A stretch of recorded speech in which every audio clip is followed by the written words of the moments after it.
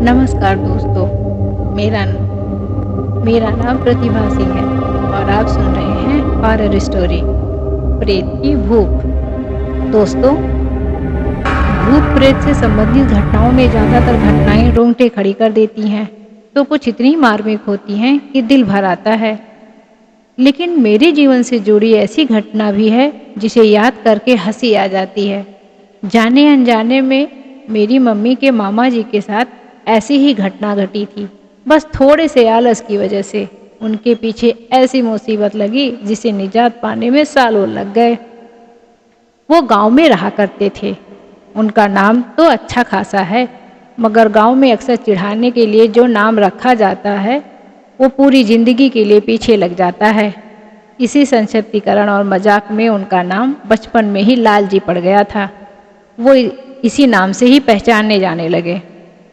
वो जिस गांव में रहते थे वो अमेठी से करीब 45 किलोमीटर दूर पर था। उनका घर गांव में सबसे किनारे पर था और उनके घर से करीब 250 मीटर की दूरी पर रेलवे लाइन थी और रेलवे लाइन के पार एक बहुत बड़ा बरगद का पेड़ था और चबूतरा बना था। उन्हें लोग पहलवान बाबा के नाम से जानते थे। सबको उन पर बड़ी श्रद्धा थी, जिसका परिणाम भी उन्हें अच्छे के रूप में मिलता था। आसपास के गांव वाले उनकी पूजा अर्चना करते थे और उनकी कृपा भी देखते थे और आज भी ये सिलसिला जारी है। खैर, वहाँ वास करने वाले बाबा कोई देवता नहीं थे, वो वही थे जिन्हें लोग शहरों में छलावा कहते हैं। लेकिन एक बहुत लंबे अंतराल से वो वहाँ वास करते थे, इसलिए वो बहुत शक्तिशाली हैं। उनकी पूजा जो करता है वो उस पेड़ पर लंगोट और दारू की एक बोतल चढ़ाता है। भूत प्रेत बाधा से ग्रसित व्यक्ति भी वहाँ जाकर ठीक हो जाता है। लाल जी भी उन्हें बहुत मानते थे, मगर वे थे थोड़े आलसी किस्म के। जब भी उनकी माता उन्हें उस स्थान पर चढ़ावा चढ़ाने को कहती, वो अक्सर टाल मटोल करते थे। वहीं गांव में एक पंडित जी भी थे, हष्ट-पुष्ट शरीर वाले, और अखाड़ों में उनका बड़ा नाम था। लोग उन्हें पहलवान पंडित कहते। हालांकि पंडित तो नाम के थे, उनके नाम का जो चरित्र था वो दूर दूर तक नहीं छूता था। पहलवान होने के कारण अक्सर वो मांस मदिरा भी करते थे, लेकिन बहुत कम। उनके परिवार में उनकी पत्नी और उनका एक 10 साल का बेटा था। एक बार की बात है, उनकी पत्नी बेटे को लेकर अपने मायके गई हुई थी। वापस आते समय जिस बस से वो वापस आ रही थी वो बस दुर्घटनाग्रस्त हो गई। उनके बेटे ने वहीं दम तोड़ दिया। उनकी पत्नी 3 दिन अस्पताल में जिंदगी और मौत से जूझने के बाद चल बसी। पूरे गांव में हफ्ते भर शोक सा छा गया था। इतनी बड़ी दुर्घटना पहली बार उस गांव में घटी थी। पहलवान जी के घर लोगों का तांता लगा रहा। वो अपने होश हवास खो बैठे थे। आसपास के लोग जाकर और मित्र आकर उन्हें खाना पीना देते थे, वरना वो खुद खाना पीना भी नहीं लेते थे। हफ्ते भर बाद धीरे धीरे गांव के लोग अपनी दिनचर्या में वापस लौटने लगे। उधर पहलवान जी ने खुद को संभाला तो शराब और नशे में डूबे रहने लगे और अपने मित्रों रिश्तेदारों को वो जाने के लिए कह दिया और अकेले रहते थे। पूरे दिन रात वो नशे में डूबे रहते थे। धीरे धीरे उनका पहलवान वाला शरीर सूखने लगा और 1 महीने के अंदर वो किसी सामान्य व्यक्ति जैसे दिखाई देने लगे, मगर किसी का भी कहा नहीं मानते थे और बस अपनी ही शराब और परिवार की तस्वीर के साथ घंटों समय बिताते थे। 1 महीने के बाद अचानक सुबह खेत से आते समय एक व्यक्ति ने खबर दी, पहलवान जी ने रेलवे लाइन पे आत्महत्या कर ली। उनका शरीर 2 हिस्सों में वहाँ पड़ा था।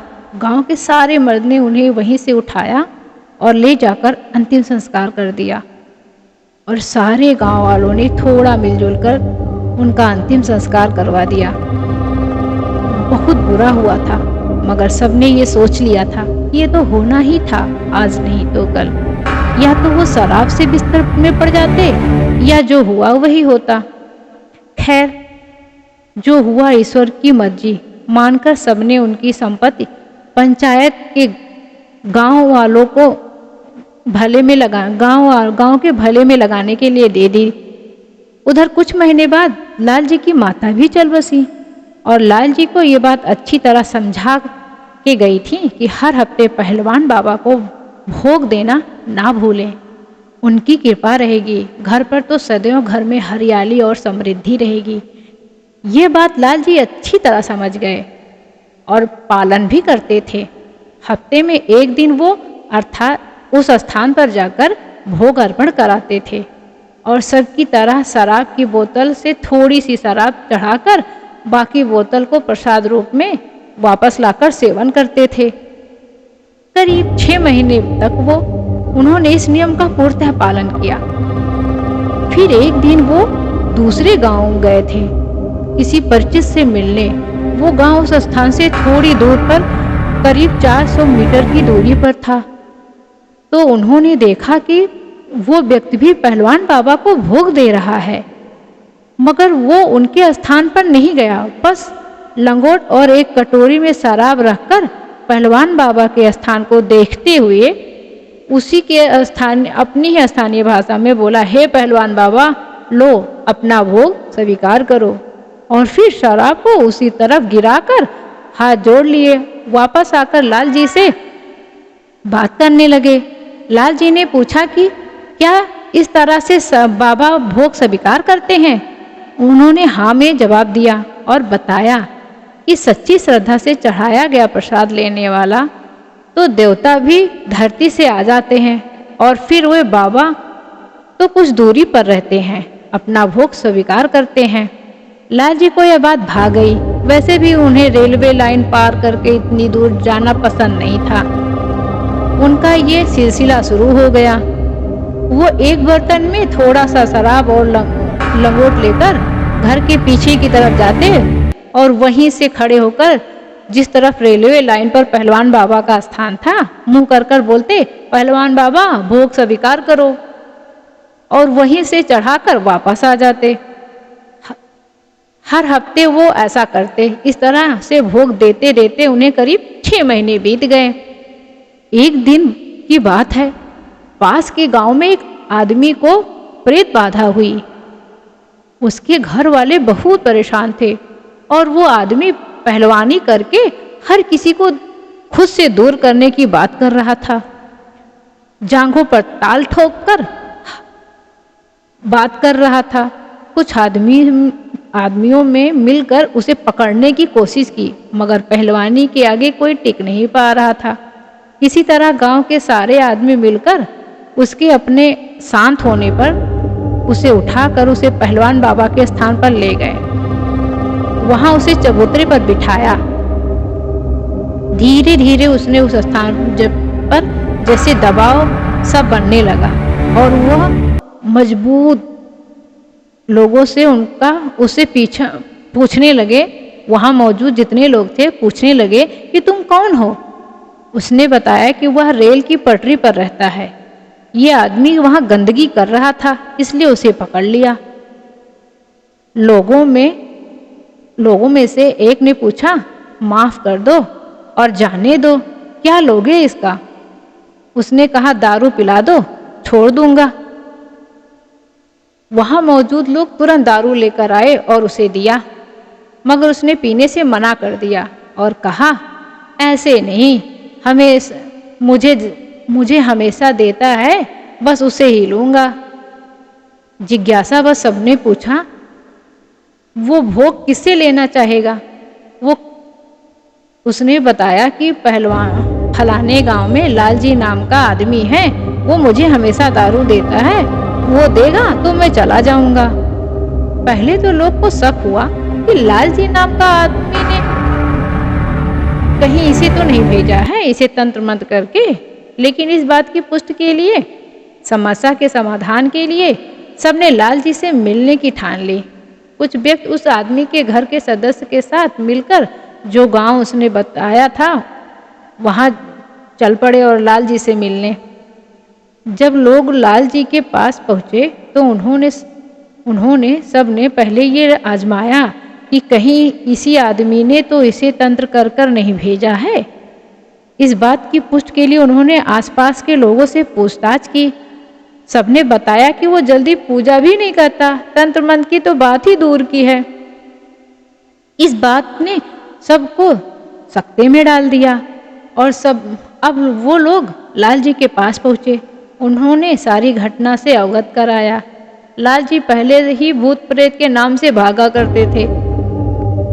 जब उन्हें पता चला कि कोई भूत उन्हें बुला रहा है तो उन्हें पांव के नीचे जमीन खिसक गई और उन्होंने जाने से मना कर दिया। इस बात से वहां मौजूद लोगों को इस बात की तसल्ली हो गई थी कि ऐसे आदमी कोई तंत्र मंत्र नहीं कर सकता। फिर उन्होंने लाल जी से साथ चलने और उसे बात करने के लिए कहा। लाल जी किसी भी कीमत पर राजी नहीं हो रहे थे।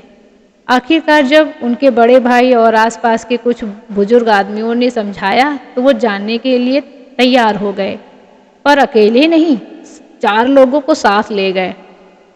वहां पहुंचने पर लाल जी के पसीने छूटने लगे। वो डर रहे थे। आखिर लाल जी उसका सामना हो गया। कौन हो भाई, क्यों मेरे नाम का शोर कर रहे हो? लाल जी ने पूछा।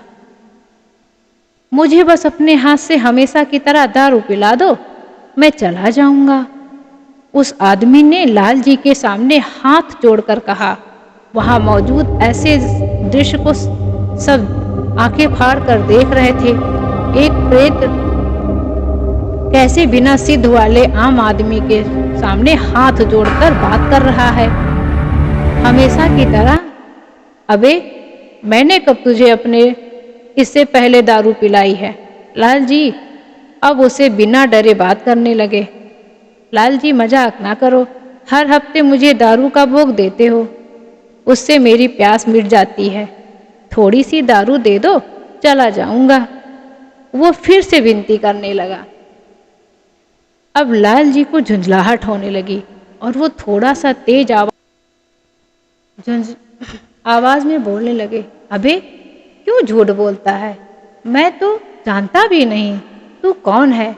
मैं तुझे दारू क्यों देने लगा? हर हफ्ते तो मुझे दारू देते हो अपने घर के पीछे आकर और पूछते हो कि कब दारू दी। वो हंसते हुए बोला।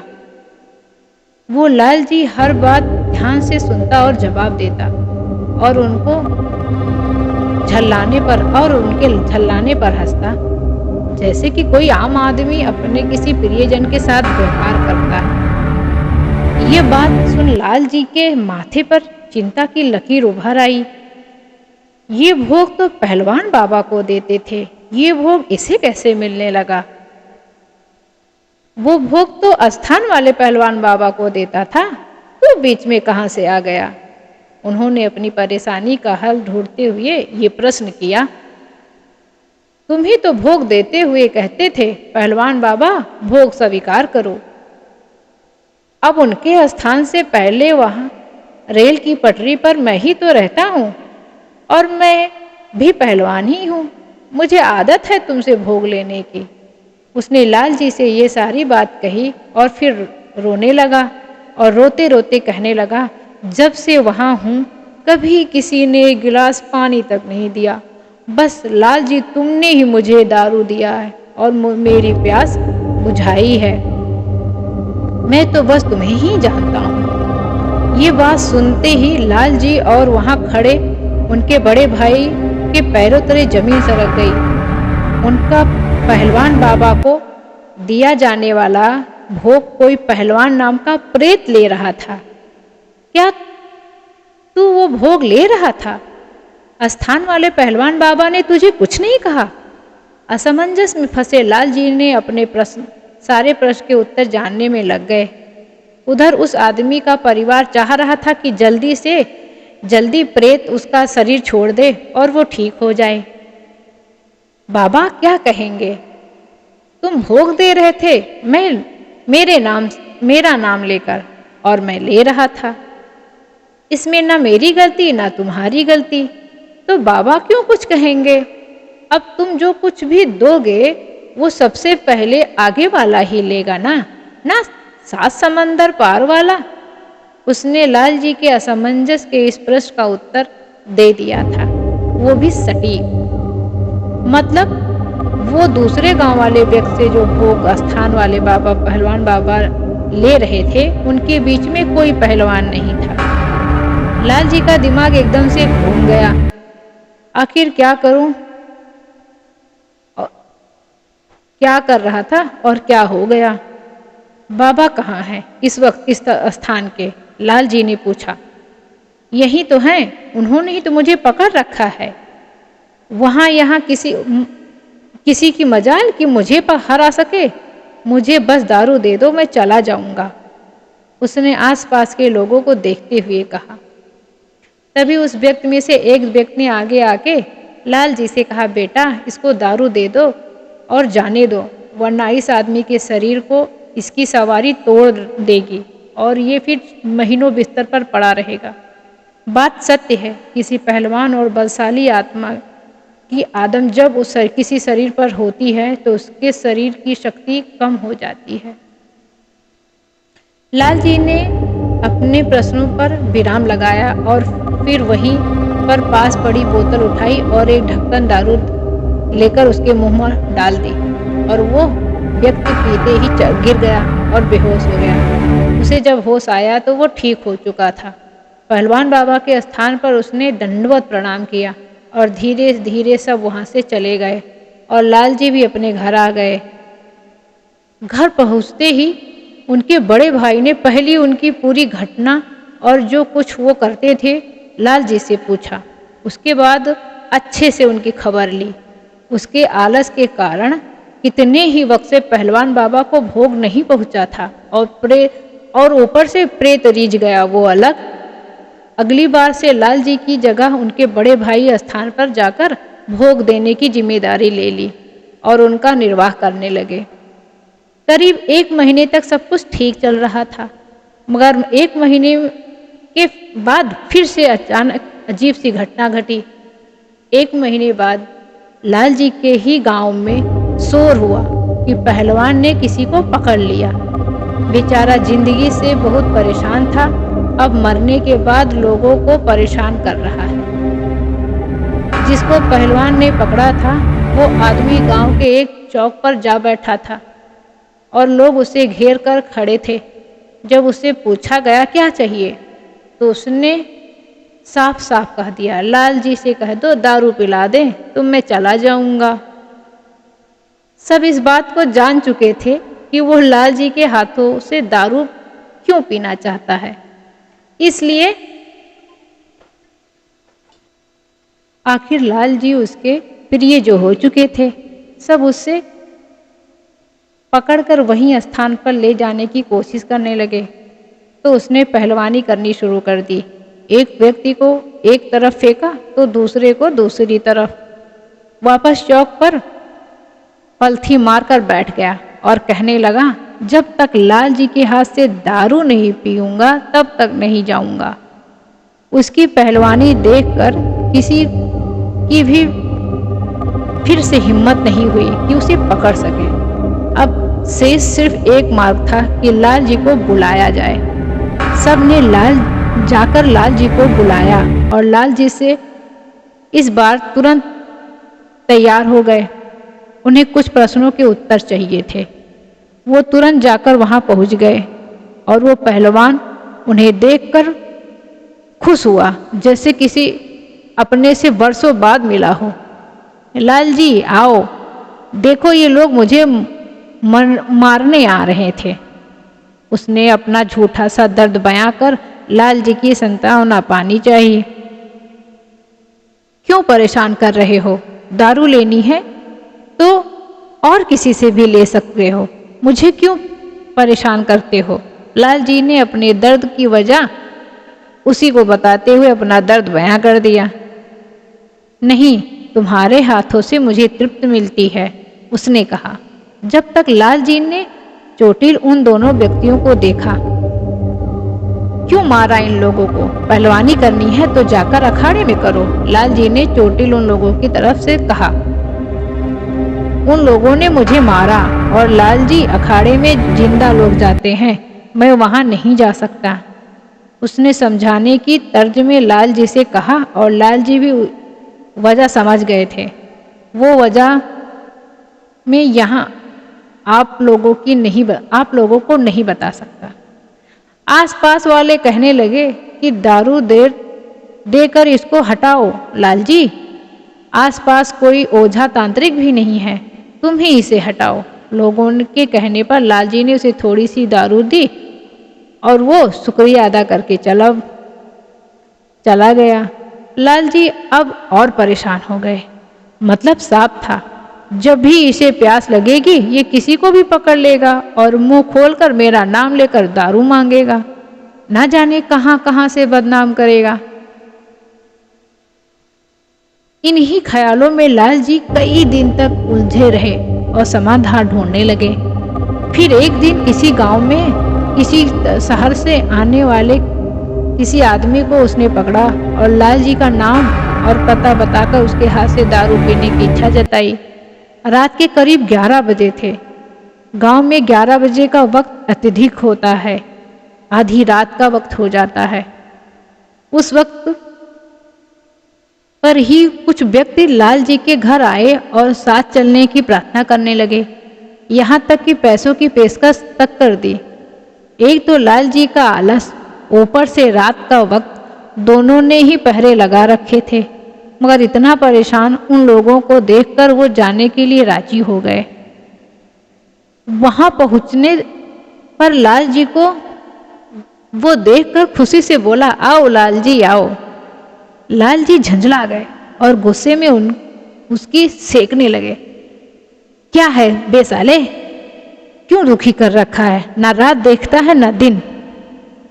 मगर वो फिर भी विनम्रता से बोला, बस तुम्हारे हाथों से दारू चाहिए थी, इतने दिनों से तुम उस तरफ भी नहीं आए तो देखा भी नहीं था।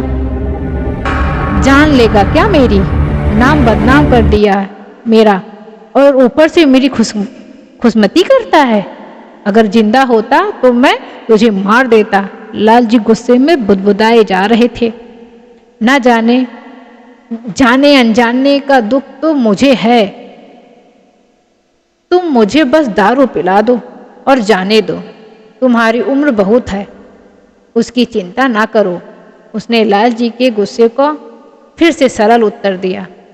लाल जी को कुछ नहीं समझा, कुछ नहीं सूझ रहा था। गुस्सा आया जा रहा था उन्हें। बस उन्होंने उसे दारू देकर विदा कर दिया और अब उन्होंने कई जगह जाकर कई ओझा तांत्रिक ढूंढे, ताबीज वगैरह बनाई ताकि वो पहलवान परेशान ना कर सके। मगर इन सब का कोई औचित्य नहीं था, क्योंकि उसे तो सिर्फ लाल जी से दारू चाहिए थी ना, कि लाल जी को कोई नुकसान पहुंचाना ना था। दुआ ताबीज के बावजूद भी कहीं से खबर आती कि फला गांव में फला आदमी को किसी ने पकड़ लिया है और वो लाल जी को बुला रहा है। लाल जी तुरंत समझ जाते और अनमने मन से वहां लोगों के आग्रह पर चल जाते।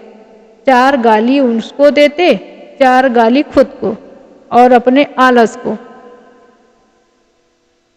अगर वो उन दिनों स्थान पर जाकर भोग देते तो शायद ये मुसीबत कभी उनके पीछे ना लगती। कभी बरसात, कभी जलती धूप, कभी रात, कभी सुबह, कभी कहीं से भी कोई भी खबर आ जाए, लाल जी चलो दारू देकर उसको बचा लो। उन्हें अपना काम छोड़कर भी जाना पड़ता था। लाल जी को ये सब करते करीब 1 साल बीत चुका था। अभी तक उन्हें कोई काबिल जानकार नहीं मिला था कि वो अपना पीछा छुड़ा पाते। वो मिले भी उन्होंने हाथ डालने से मना कर दिया। एक बार कहीं से एक जोगी घूमता फिरता ना जाने कहां से उस गांव में आ गया। उसने लाल जी के घर का पता पूछा और लाल जी के घर पहुंच गया। लाल जी ने एक अनजान आदमी को देखा तो वो तुरंत तैयार हो गए कि फिर से उसी ने किसी को पकड़ा होगा जिससे ये जोगी बुलाने आया है। लाल जी आपसे एक बात करनी है, क्या आप मेरे साथ थोड़ी देर के लिए बाहर आएंगे? जोगी ने लाल जी से कहा। लाल जी को उनके बड़े भाई को भी थोड़ी हैरानी हुई कि बुलाने नहीं आया है, सिर्फ बात करने आया है। जोगी लाल जी को एक किनारे ले गए। मैंने एक पहलवान जैसे आदमी को वहां रेल की पटरी पर देखा है, वो मर चुका है। उसने मुझे तुम तक ये संदेश देने को कहा है कि तुम उसे दारू पिलाओ एक निश्चित समय अंतराल पर। क्या तुम जानते हो उसे? जोगी ने लाल जी से कहा। इतना कहना था कि लाल जी ने सारी अपनी व्यथा जोगी को सुना दी और कहा कि शायद ये मेरी भाग्य ही है जो मुझे अपने आलस की सजा इस कदर दे रहा है। जोगी ने सारी बात सुनी और कहा कि मैं तुम्हें इससे निजात दिला सकता हूँ, अगर तुम्हें इसके लिए एक दारू की बोतल के साथ मेरे साथ आना होगा वहीं पर। लाल जी को जैसे भगवान मिल गए हों। आखिर किसी ने तो कहा कि वो उन्हें निजात दिला सकता है। लाल जी फिर उस